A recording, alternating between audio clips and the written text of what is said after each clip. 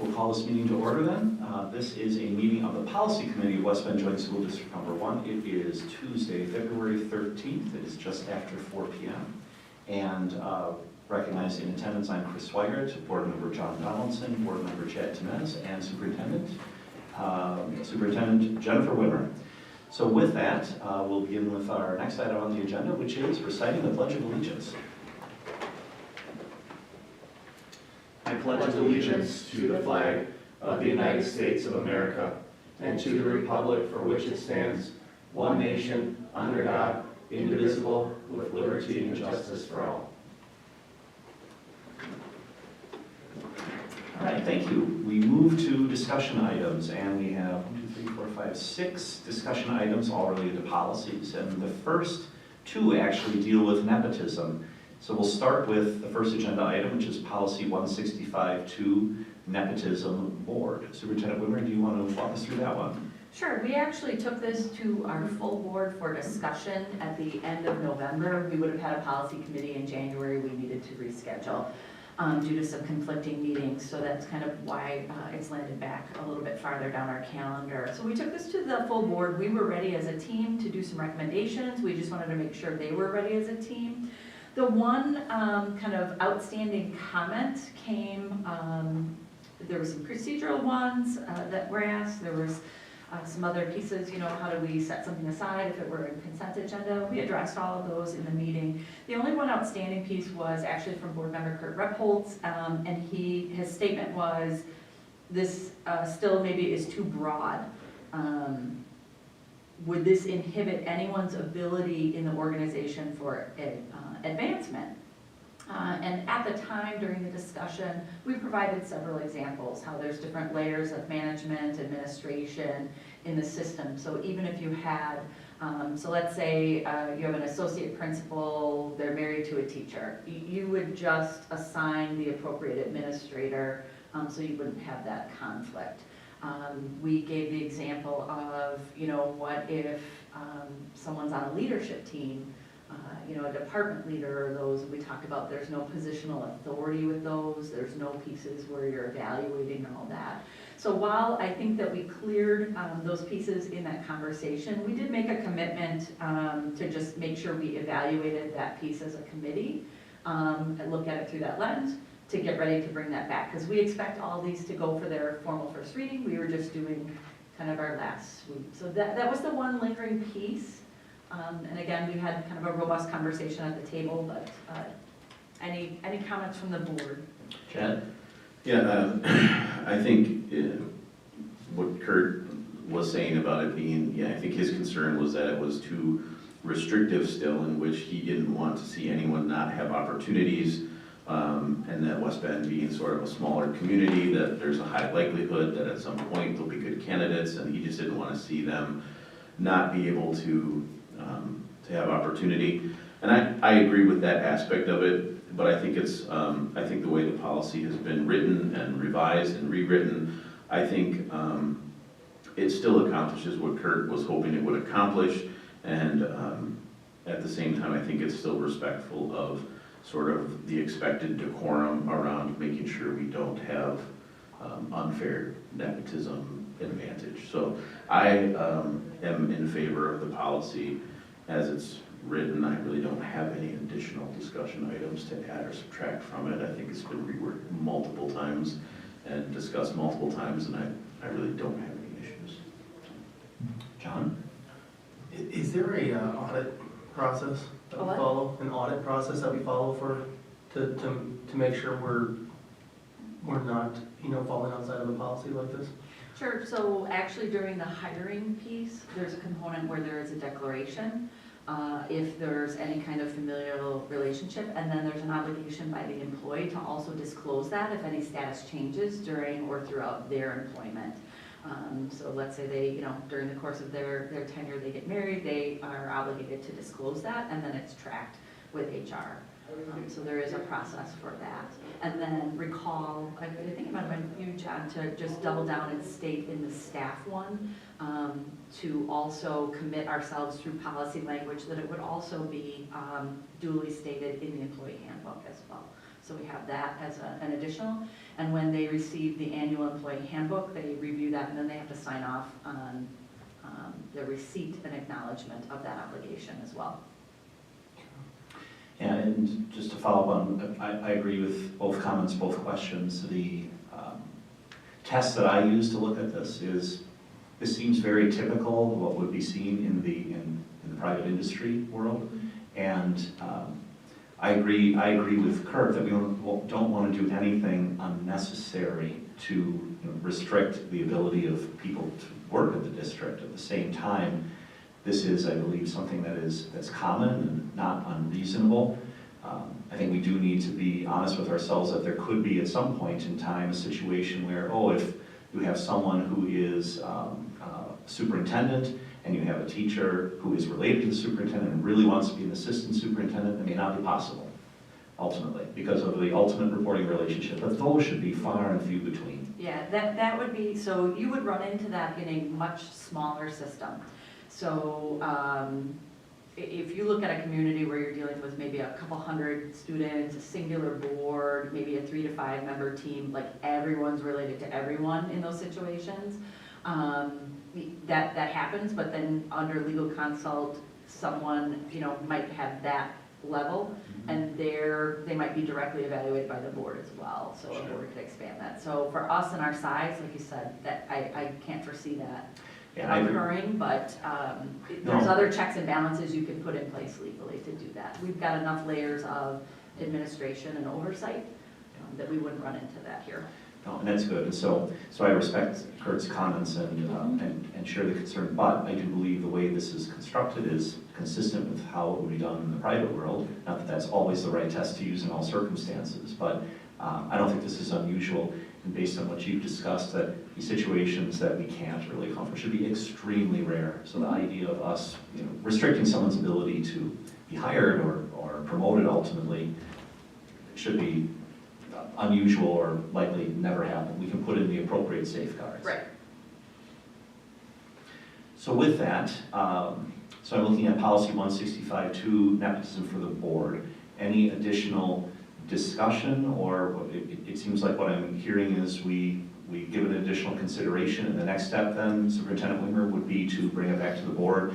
And would it be, I believe we said it would be the first reading? Correct. Okay, so we'll have Yep. lots of opportunity for additional discussion there. Mhm. Any objection to that with regard to policy 165-2?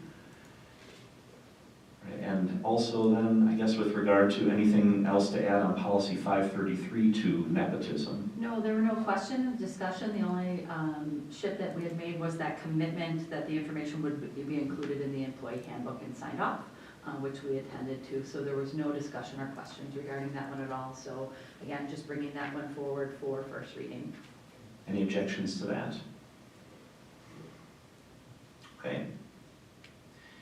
Great, well, I know this committee's done work, the board has done work. We've certainly taken, and I mean this in a good way, we've taken our time, put a lot of thought and deliberation into it. So we'll see what the board has to say when we bring those back for first reading. All right, Superintendent Wimmer, I think we can move to item C on the agenda, which is policy 870, public complaints. We had the same discussion with the board at the end of November around the concepts of public complaint, citizen complaint, and then separating those pieces. So we had a general discussion. We didn't mock anything up at the time. We talked about separating those. So there was the one piece about board complaint. It was with board. We took pieces from our existing. We liked things like how kind of clear it was. We liked the timelines that were there. So we carried that over. The board was agreeable in that as well, to keep them separated and to make them easy to read. So that was the direction provided to us. So when you look at that in that separation, I don't know if you want to just look at the general one first, and then we can specialize with the board. So in looking at the policy 870 public complaint, so we've mocked that up, we tightened up some pieces, we added the timeline in there around When you make that complaint, you can expect a response from whoever you're seeking within 2 business days. We talked about bringing that to culmination in the 10 business days. One of the things that we dug into quite a bit, and I've added language around, if the complaint is about the superintendent, who does that go to? If the complaint's about a board, who does that go to? Because we've separated those, so we're calling those 2 things out specifically. That if it's a complaint about a board member, see this over here, right? If it's a complaint about the superintendent, here's how you're gonna file that. Here's who you go to. Same process, but you would do that. We also had some really good language or discussion as a team, and the board was supportive of that. We talked about resolution, so the very last paragraph, things that aren't resolved, right? That you can appeal those to the board. And it was naming, that I needed to be the one to shepherd that through. And the nuance is you might come to impasse, they might not be resolved. And there was that confusion, like, well, is it a complaint about me or is it this? And so we took out that confusion and we just said appeals to the board. So if you can't make it through our layer with the superintendent and you don't reach resolution, you have the right to appeal. They are made in writing and presented to the board president and taken to the board president. So kind of getting out that's that access to the board, and then how you would move that through and how you would kind of craft a timeline for that person so that they knew and understood, because each one of those situations would be a little different. Where we had, so we attended to all those pieces. Where we had talked about was the concept of in writing. What was in writing? Would we accept an email as well as a written thing? So we did in the higher sections kind of spell that out, that can be delivered in writing via email or in writing to someone, just that it needed to be attached to, some ownership there around that complaint, so we knew who to follow up with, that kind of piece.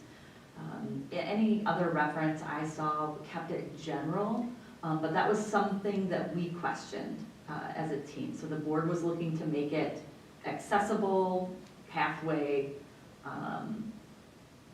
to accept in writing or email. So that's fine. I can restate that in the appeals, but I wasn't sure if you wanted the appeal to be more formal and just in writing and signed. I didn't, without having discussion, I didn't want to presuppose what the committee would like there. The others we accepted email and writing. So maybe we can talk about pros and cons of email versus writing. Mhm. I think in the era that we're in right now, they're often used interchangeably. Mm-hmm. My initial reaction would be that, yes, that we would allow it, because it also is, there's also nice evidence that it's kept, when is it sent, to who is it received, and so there's some built-in protections there. I see a little downside to it. I don't know if there are other thoughts, other committee members. I'd be inclined to say email is fine. Yeah, you're usually following up and reaching out and having follow-up conversations to navigate that process. I don't foresee any concern about that. So then in that very last one, I would just line up that language to clarify in writing via email or, and keep that standardized. So that was the one piece of that, but. I can't remember if there's anything in here. If there is someone who does make a complaint or makes an appeal by email, if there's something that requires them, one of the downsides of email is sometimes people don't leave their contact information. Oh, sure. And so I think that's a minimum standard. In other words, could someone make an anonymous complaint and follow that process? So we have that in here. John was drawing breath here, so. Yeah, I was gonna say, if we wanted to put just kind of some kind of template, like you must follow if you want to file a complaint. I mean, it's much like, you're filing a warranty or a warranty for something, you have to fill it out exactly how they want it or they don't accept it. So if you want to be, acknowledged, you have to have your name, your address, whatever, you have to make sure that you're a citizen, you're even able to file a complaint for the district. I don't know if there's, Oh, sure. I concur with you, John. I think it should not be anonymous. Yeah. So there's the line in there, it's strongly discouraged, that will determine what follow-up, if any, we can make if there's an anonymous complaint, because sometimes you can't. There's no means of investigation, there's no means of anything. I would just not acknowledge anonymous complaints. And it says right in there, this rule is like described in, I would change the language rule, because we decided not to put it in a rule, we decided to put it in the policy, so I'll change that. It won't be applied to anonymous complaints, so you don't get access to this, Structure. this structure because it's anonymous, you need to. So if we should clean that up to make that more clear, like anonymous complaints won't be accepted, Yeah, I mean, I think, that is probably more clear, yeah, I think saying the it's, same thing. yeah, I mean, I think it's, if someone wants to put an anonymous tip, I mean, I suppose it's not that one's gonna close one's eyes to it, it's just that it's not gonna follow through. We can't necessarily You guarantee can't a follow this response, process. so.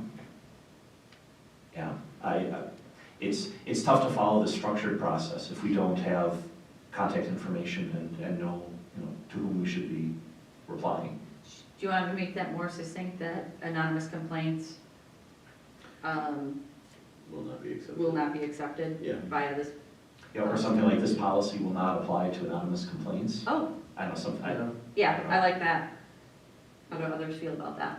That's fine. it's a if thought. you get a complaint, then put your name on Yeah, it, or what Yeah, I you, mean, I it's- don't know what you expect to be done. Yeah. Right. Now, with that, Superintendent Wimmer, I think, do we have, for instance, doesn't apply, but for employees, for instance, we have a hotline that people can call, to make, that's a whole different for thing. anyone. For anyone, For okay, so, anyone.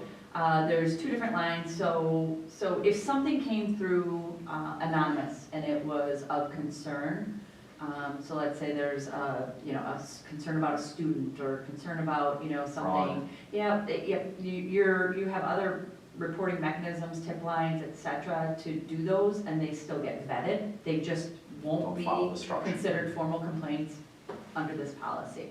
So it's not that they're completely disregarded, we would look to validate and see if we have to look at something. But I think that sentence would be a great add in here. And then again, we folded over kind of our expected timelines, all of that. So with that change in 870 around the general complaints, I feel really comfortable making that edit and bringing this one forward as well for a first reading for the board. I agree. Other Great. thoughts? Okay. So we Great. concur? Yep, and then kind of nested in that, we said we'd have to separate out the part around board members. So I mirrored some of the language, I'll make sure in pieces, if we have to clean up, that we'll carry that over. But I also brought forward, because our thoughts, the committee wanted to, kind of what's the expectation of the board, and then how to navigate that process. So I gave an additional sample from Cedarburg, and then I also gave Boardman and Clark, they gave me some sample policy, they had done some work, so I just gave those as other samples, not saying that's the way we need to go, I just know that you were kind of thinking about and you're creating something new, so I wanted to call some sample language to see if there's pieces you like and would want to integrate into a potential 167 that really unpacks complaints if they're truly about a board member. And we have some mocked up language and we can strike that, or we can kind of, ooh, we like this part, or we want to. It's a good document. Mhm. I mean, I just finished reading it. I think that we cover in our 100 series, I think we have some board Mhm. expectations already in there. What board members are allowed to do Mhm. and not do versus the president, for example, communication with the public. So, I mean, it's a well-written policy. I think we pretty much have most of this covered in ours that pertains specifically to ours. Yeah, I think ours is split out a little bit. Yeah, I agree. I think it's good that it kind of separates the complaint aspects versus the general expectations. Yeah. I think so too. One of the things that you had talked about in your previous discussion was ease of use, ease of access, and those pieces. And I think you accomplished that a little bit more strongly in the approach that you're taking, where, like you said, it is standing out, standing alone, and then it gives you how to navigate those pieces. it was interesting out of the one where, the procedures for addressing board member violations, because that's where we got a little, right, we started meandering, like, what's gonna happen if you receive one and it's validated? Go ahead. So in the board member, they talk about like, okay, this could be a conversation with the board president, this could be, you know, those kind of people, like what could happen is spelled out a little bit more versus, hey, we're gonna make sure and talk as a team and deal with what we need to, but it doesn't spell out what the ramifications could be, which could be a positive thing, that it really leaves an open lane for the board to do that. So I don't have any recommendation either, I just wanted to call that. Yeah, I'm glad you brought that up. The Cedarburg policy, I think, has a statement in there that says, it's under enforcement, it's the third or fourth paragraph. Board members are elected officials and therefore cannot be prevented from participating in board meetings or removed from office by the board. And I'm torn because I like that statement in the sense that, and I believe that to be the case, that if a member of the public reads the policy, it sets the appropriate expectation. Because in looking at other boards and other activity, the idea is, well, I'm gonna complain because I think that individual, that will result in their removal from the board. That's not an option. Yeah, And I don't know if that's a good thing to put in there to level set expectations. People should still feel free to make a complaint. But the idea of, they think there's gonna be a hearing and maybe a board member is going to be removed, that just doesn't happen. So I don't know if that's I only bring that up just as we want to set expectations, not that, hey, I went through this whole process, and what do you mean you can't remove this person from the board? Well, we can't, because it's the law. and I think, so I've been doing this for a long time, going on 30 years, and I've had 2 in my entire career. And some are very quickly not validated, like because of, like you said, that public's confusion around the role of a board member and their rights that they retain as a private citizen, and that, and it's usually a phone call and like, oh, I want, and then you explain it and it's good, so, and that understanding, so. Yeah, looking at Boardman Clark policy example, it sort of addresses that process for addressing board member violations, 1 through 4, kind of talking about what, I think what our policy, or what the policy already states, which is, because of it being an elected position, the only thing you can really be removed from is internal committees. So you know, because the board elects the president, elects the secretary, you know, because we volunteer for committees, those you could be removed from, because that's just internal board stuff, but you'd still be on the board as a member. And then censure, obviously, just basically a ability for the board to say, hey, we don't agree with this person's action, behavior, whatever, and we're making it officially known that we don't agree with that. So, I mean, you're sort of limited by forces high above us, so it's good to have some, here's what you can do, and I think these 4 points pretty much cover what I imagine can be done. So, it's some form of that. Yeah, and that's a possibility, so that, because sometimes when these issues pop up, there's a lot of emotion involved, and that's fine. But having this structure set out saying, not that any of these 4 have to be followed, but generally speaking, I think it helps set expectations and understand what's possible, and more so what's really not possible. So do you want me, instead of kind of locking us, here's the process and here's exactly what, like, this could be a result, more Options for- general, yep. Exactly. So like you Potential said, to box actions. it, like, Potential you don't get to actions. just remove someone, you don't get to do, so, taking a little bit of that and some of these, like, these are things that could happen, Right. and just add that I into think so. there. Yeah, something to indicate, we're not necessarily as a board required to do any of those 4. Correct, yeah. But No, It's nice for the public to see that there are some options, like this is what we can do. right, Right. okay. But keeping the expectations realistic. And we'll see, we'll ultimately, if this goes then for first reading, we can see what the other board members have to say. Yeah, would you like me to add that in and bring that forward for first reading so that they can weigh in discussion? We have opportunity to respond to that and make any edits, but I can certainly mock that up. Any concerns? John, thoughts? I think No, I don't.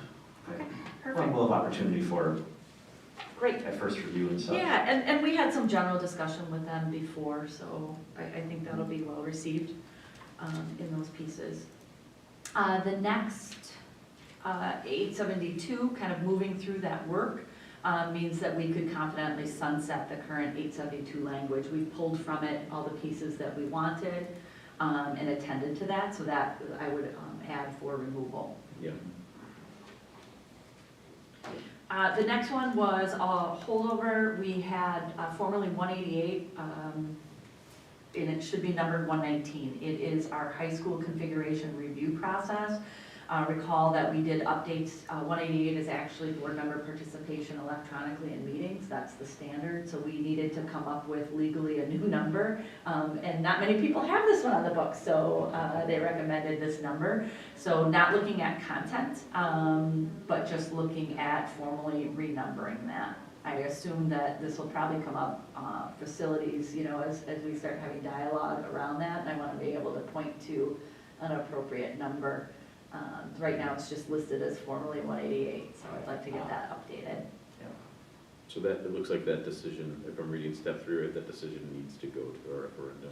Correct, That's yep, not a decision the board can make. correct. Okay. That is how that is written. It'll be interesting, I wonder if through the process, you know, as people think about the facilities in long-term, you know, that configuration, all of those, that may come up. And that might be a piece of feedback from our community that people ask us to look into, explore, and it might bring us back to this policy and its content. But for this, I'd just like to get it renumbered, and then the board can respond if that comes through in feedback. Good. Renumbering? Yep. Any objections to the renumbering? None? Okay. We're good? Perfect. And the last one, and this is our cleanup bucket. The last one was 887. We talked about representation and tax incremental financing pieces. And then I just gave the line that would be added to the job description. That would be added to my job description to represent the district during tax incremental financing process and keep the board informed of TIF reviews or actions, and that the duty may be delegated. So that's generally either the superintendent or the business manager, and then it's our obligation to keep you updated when they give us the annual reviews. More generally, it's if they're building something new and then we're getting feedback. So if it's a large process, a new something, you know, they want to build a skyrise somewhere and wrap a TIF around it, we're going to be talking about that as a board in open session around that, so that the board is advising how to respond. But that gives you that assurance that we could sunset the policy, that it's an obligation. Yeah, I think as written, we should bring it for first reading. Then there's no reading, it would just be to, like you said, bring it to formally remove, and it gets put in under And that it's job just put- description. Yep, That's, I'm good with that. perfect. Any objections to that? Hearing none? Do that. So that takes us through discussion of the proposed cycle review. Yeah, so we'll take all those forward for those first formal readings. Again, we had done some preliminary discussion. So I laid out for you, we have several meetings set for the remainder of the year. So we've gone through, we have a couple outstanding, so you had the metal detectors. Dr. Trueblood is bringing one forward around graduation requirements. We've got some nuances we want to clean up. And we're perfectly poised to engage our high school student group. So Jen Potter's returned, we've got a group of students who are interested. So I know we wanted to get in front of them and get their feedback, and that might impact how we do this. But generally, when you set that cycle of review, we talked about Future Forward meeting quarterly to be in attention to policies. That doesn't preclude us if something changed in statute or law, you know, pulling a policy committee meeting. But developing a cycle of review, generally, if you meet quarterly like that, you're taking a couple big chunks and digging in. So I've given you some numbers behind the number of policies and what those series were. So generally, you chunk the 100 and 200s together because there's about 20 policies there. Generally, we're chunking the 700 and 900 or 800 and 900 together because there's a chunk there. And then you're usually leading with your employee ones, your, things that are critical in nature. We've updated and gone through the whole cycle. So my recommendation, with our remaining time this year that we've got set aside, and we can move to quarterly too, I'd like to engage around the 400 series, which is generally all those students and includes all the behavior. We did a lot of work, we updated a lot of policies, and that's a critical topic for our students in our community. So reviewing that again, seeing if we should be expanding.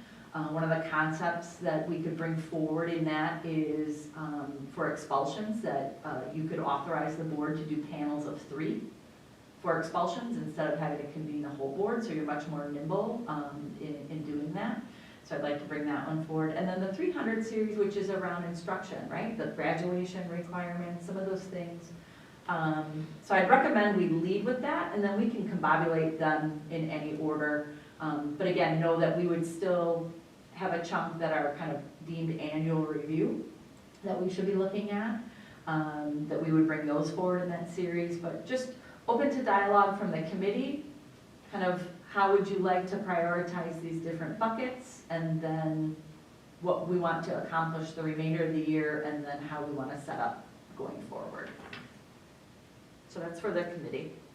My initial thoughts are that the proposal that you outlined makes sense. We're starting with a good section of the policies, meaning the 400 series, and there's been a lot of discussion about that. I think that's good. My only point, and I think you mentioned it in here, is if there is some need because of something that changes in the law or something that changes where all of a sudden, wow, we need to take a look at something in the 100 or the 200 series, that should not foreclose and say, we'll get to that in 8 months. So we would retain that and the ability to schedule an additional meeting. So let's say we move to that quarterly schedule, and hey, this is coming up and it's timely, and I think we need to address that. We would just convene and then convey that to the public.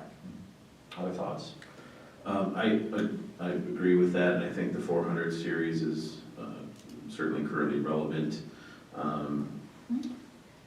I would also, I'm always open to calling meetings as things come up, as you were mentioning, Chris, but I would like to propose going to a quarterly schedule if it's just for review.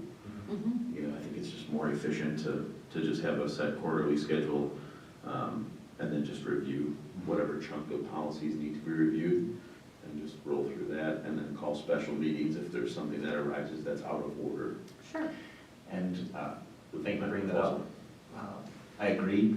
I think then for our committee's expectations, those quarterly meetings could be more meaty, meaning we have a higher quantity to go through, and we should budget more time to do it, but then we can So you buckle down generally, and. yeah, and you're go through familiar, it. the team's been together, we've gone through these, and they're up to date. We're not seeing the significant changes that we've been wrestling with over the last couple of years, because everything's up to date. And to that point, it would probably take you, a session discussion and a lot that you can just affirm, and put in front of the board, or some maybe tweaks that you come into that next quarter. But again, nothing would be pressing that we wouldn't take care of. And I would assume if it's just up for review, if we're reviewing the 500 series and there's to date, since the last time it was reviewed, no issues with the policies, that it would basically be almost like a consent agenda in some sense. We review them, make sure they're relevant, but if we've had no issues with the policy since then it probably doesn't require in-depth review Yeah, and that's unless there's change. And that's a good point, the idea of if they could be grouped to say, here are ones where administration has no recommended changes. Maybe there's another group where the only changes that are recommended are because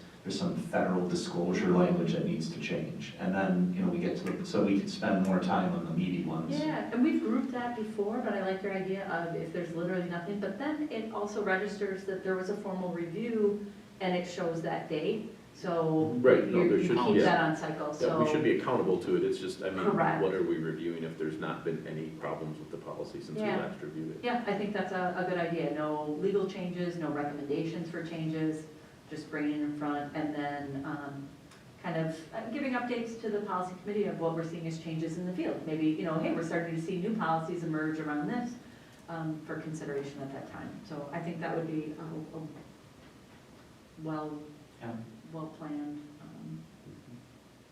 Okay, sounds good. John, other thoughts? We're okay with them? No problem. Okay, great. And then just looking at the remainder of the year and shifting to that, again, nothing quite pressing right now. Would you like to shift some of those meetings and I start working through in that? Because again, this slate we're cleaning up, we're taking that to first reading, we'll see that through the full board.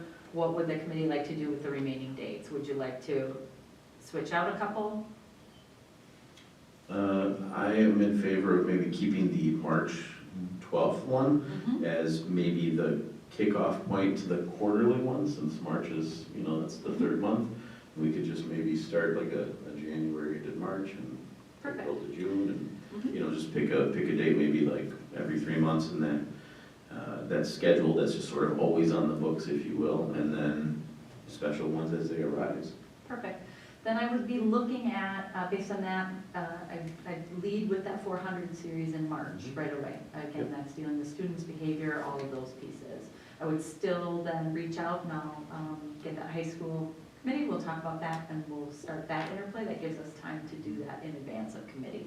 And, yeah, and I agree with keeping the March meeting. We have, like you were saying, Superintendent Wimmer, some policies that are going for first reading, and there may be questions that come back, and that's not too far into the future that we can then Yep, we can attend to that. attend to them. Great, so holding the March meeting and then we wanted to keep which other one? June?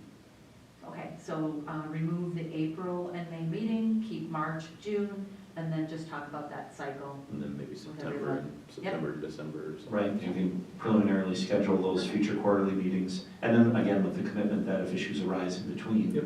we'll call meetings as we Yeah. need. I'll put that together visually, and then I'll actually, instead of the action on it, I'll give it to you as part of the committee report to talk about that and have that visual in there Absolutely. so that the rest of the board can kind of see where we're at Mhm. and celebrate the accomplishment. It's quite an accomplishment. We've touched, hundreds and hundreds of policies in a short amount of time, and the team's done really good work. So Yeah, I think I'll feed that to you as part of the for the update. update. Mhm. That's great. And so I think the way I would characterize it is like the March one and the June one, those we're reserving for Mhm. the, Starting this. exactly, and kind of for the hefty, if you will, cadence review. But our committee will schedule interim meetings whenever we need as issues arise. Yes, exactly. Yeah, but those we're kind of specially reserving well in advance for significant session to go through the, kind of that cadence review for the others. Yeah, like you said, that bigger bucket. Yeah, we touch the ones that don't necessarily need to be changed, but we look at them You look at them anyway. anyway. Mhm. Yeah, and I just want to say, I appreciate Chris and John and Joel before me, the work you guys did to get through those hundreds of other policies and bring it sort of up to date so that we can have a cleaner policy schedule going forward. So, thank you. Well, we have a supportive administration who sees the value in going through this process. That's very helpful too. It's a team effort. Absolutely. Any other questions or things you want me to bring forward? That way we'll be able to share those. We'll take all those forward for formal first reading. We'll share through the committee update, kind of where we're at, what we're doing, and I'll make sure and update calendars for you, so that you have that. But I'm very excited about the work ahead and the work that's been accomplished, so I thank you. Likewise, thank you. Yeah. All right, I think we've reached the end of our planned agenda, and so unless there are other items to discuss, any objections to adjourning? All right, seeing none, we stand adjourned. Thank you. Thank you. Thank you.